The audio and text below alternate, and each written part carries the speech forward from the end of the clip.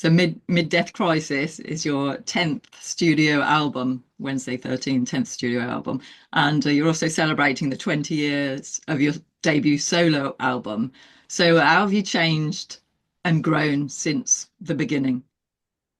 Lots. I mean, number one thing is I didn't, that may sound crazy, is I didn't know how to control my voice the way I know how to control it now.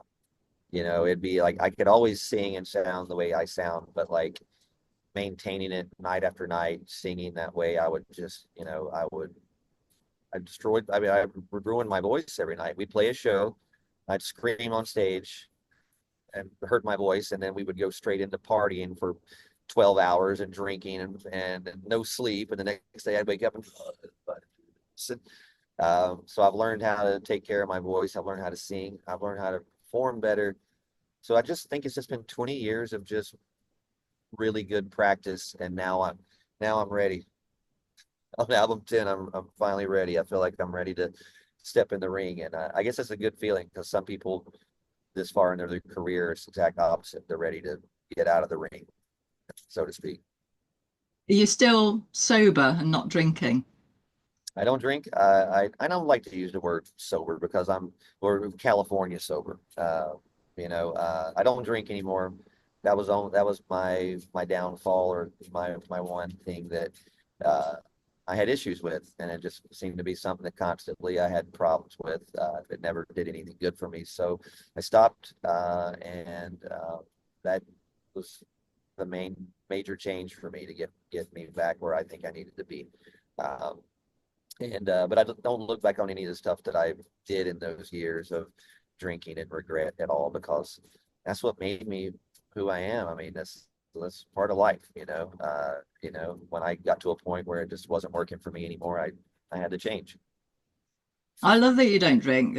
I've never drank, actually. I'm like really on rock and roll. I never drank. I never took drugs. I never Things smoked. are different now. I mean, when and people understand. I mean, it's like, and I'm glad that things have changed now, because the way younger people are growing up and getting into bands, the the artists they look up to now aren't the artists I looked up to. The 70s, 80s rock and roll world was all based on that term: sex, drugs, rock and roll. That was part of the music. That was everything. That was the lifestyle. And that's what I thought you had to do along with the music.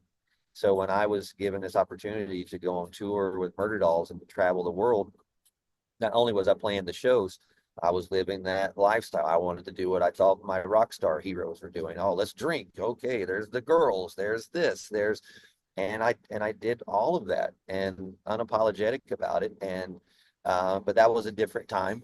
And now and I think that was the hardest part, was to get it out of my head, was that that's also the part of that lifestyle or the rock and roll world that'll kill you.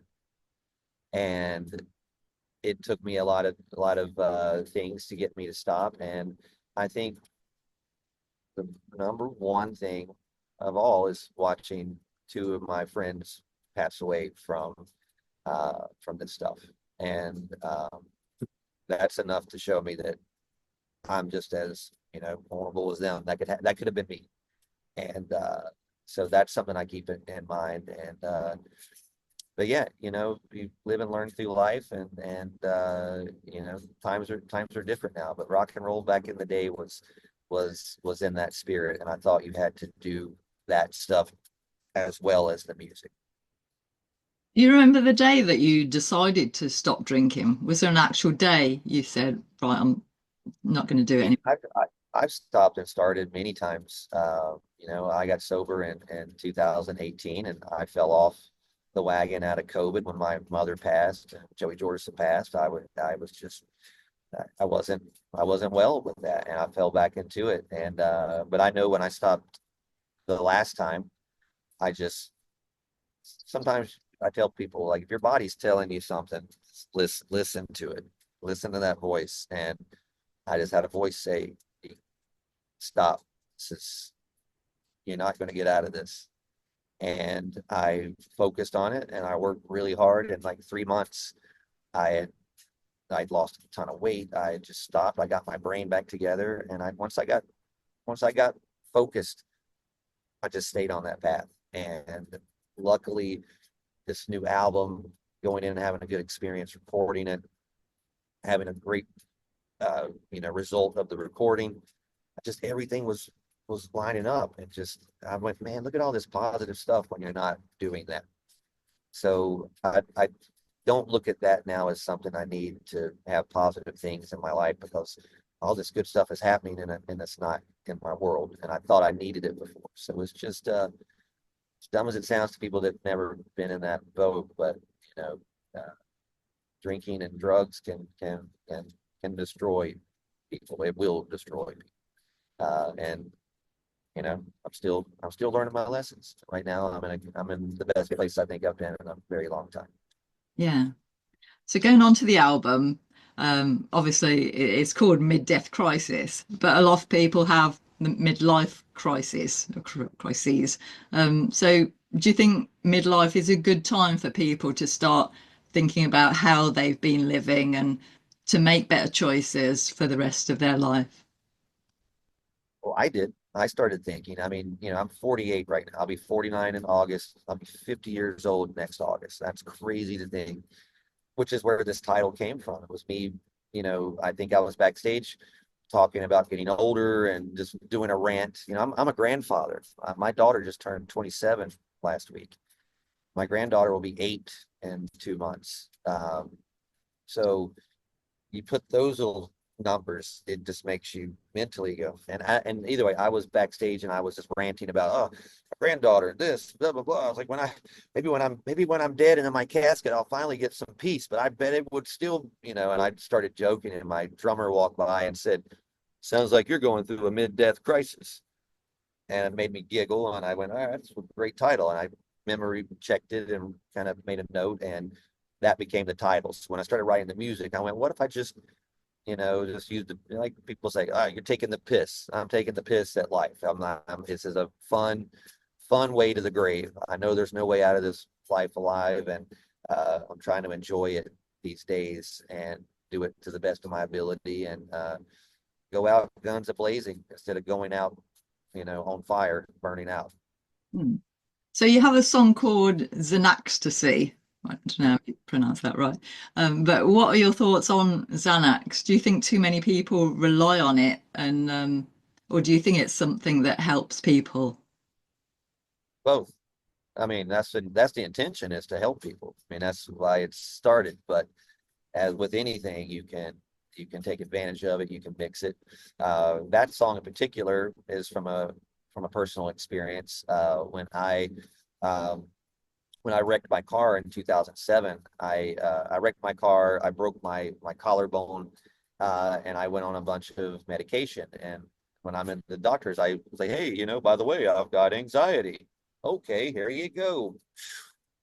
I entered the world of Xanax, and I, not knowing anything about it, and being like I said, I broke my collarbone. I was on pain medication, and I was mixing these things, and I saw some crazy things, and I mentally, and I realized this was a drug that could hurt people as hard as it could help them.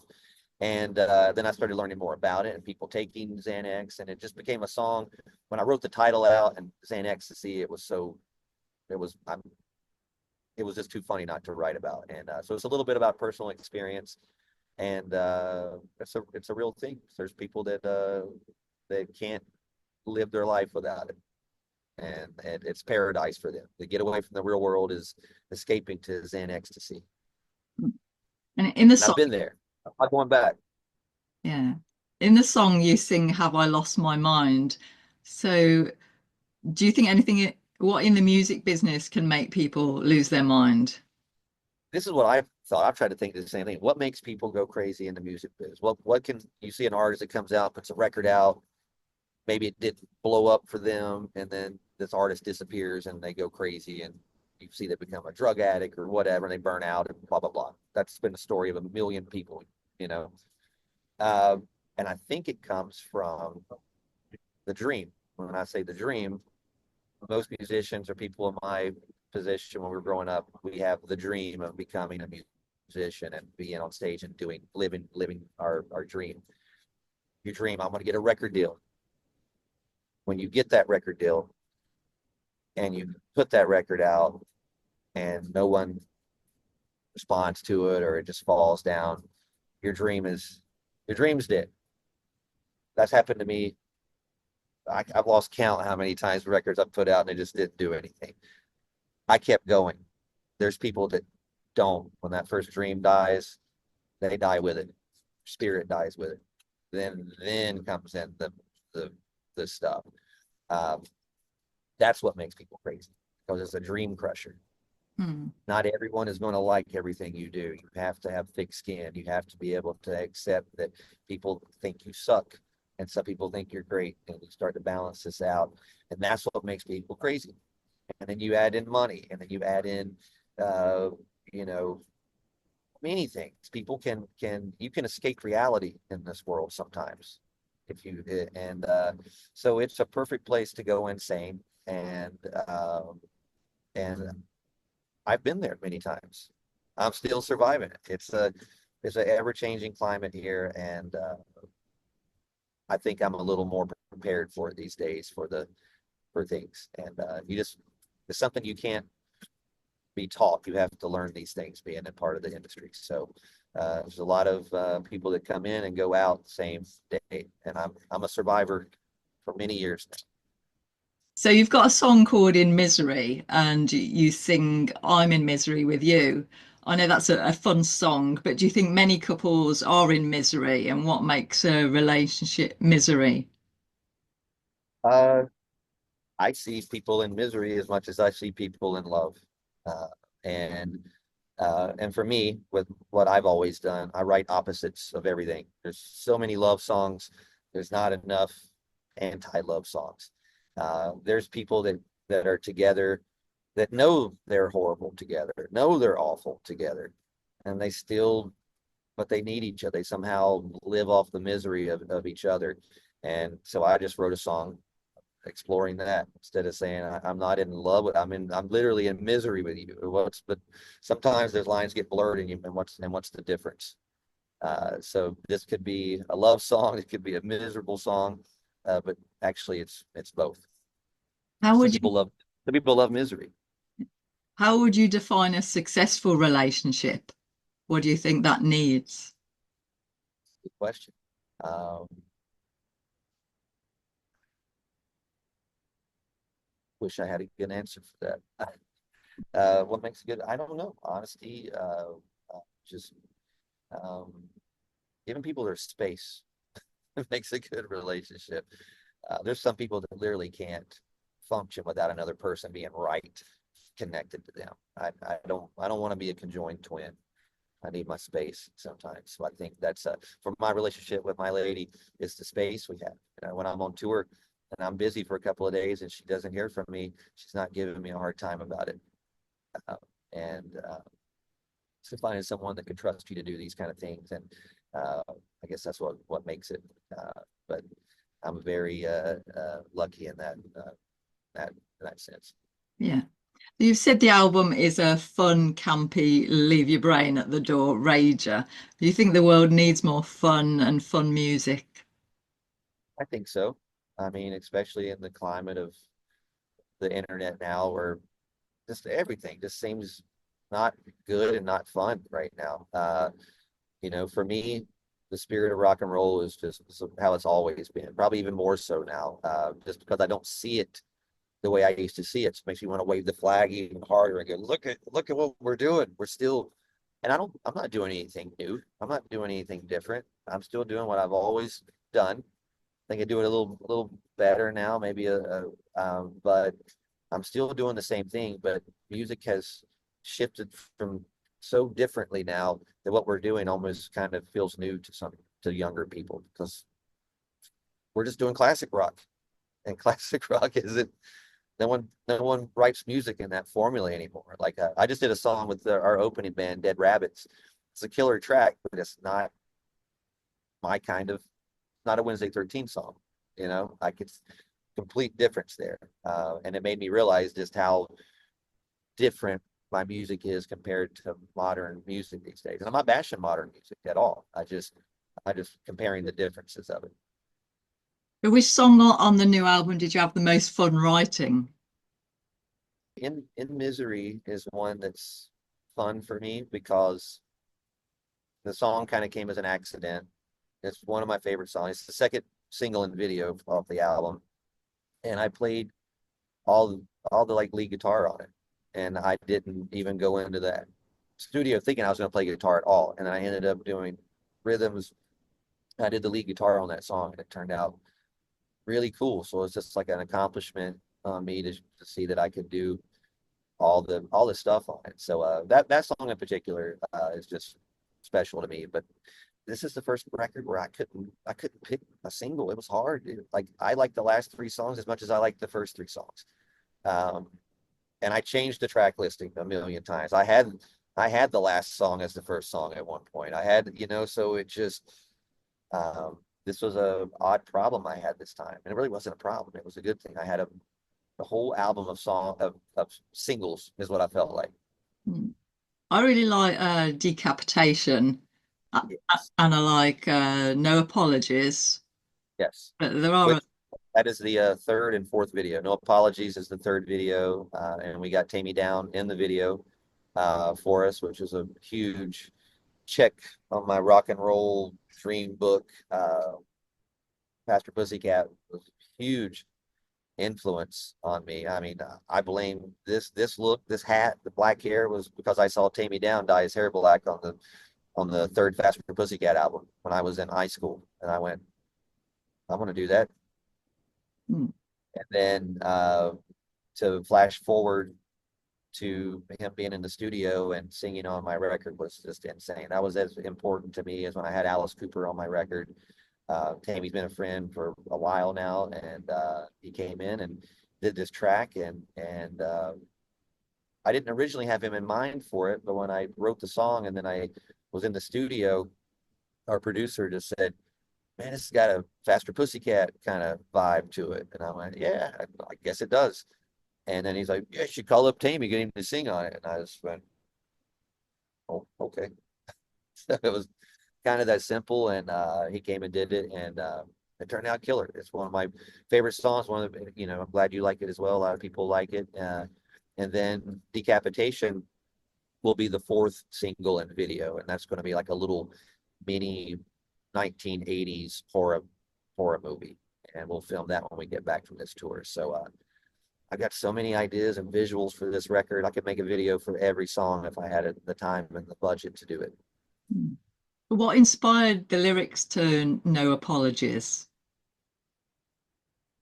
It's not a personal song that I was directing toward anyone. I think I was just kind of looking back on my career a little bit and just seeing where I was and just, I just the word I was like, when I'm standing here all these years later, I'm just kind of unapologetic about it. I did a lot of things, good and bad, but I know it all made me who I am today. So no apologies. It's just it's just where I am today standing there. But I've also just had people in my life maybe that I've came across that just that, I don't know. You just listen to the lyrics. Like some of it's a little personal, but I also kind of write it where people can kind of fill in the blank. And everyone knows someone like that, or maybe. And again, it's another middle finger song, and just you can't go wrong with that kind of stuff. In Bloodstorm, you sing, "You must exterminate the fear inside you." So, what fears have you had to exterminate, and do you have any fears now?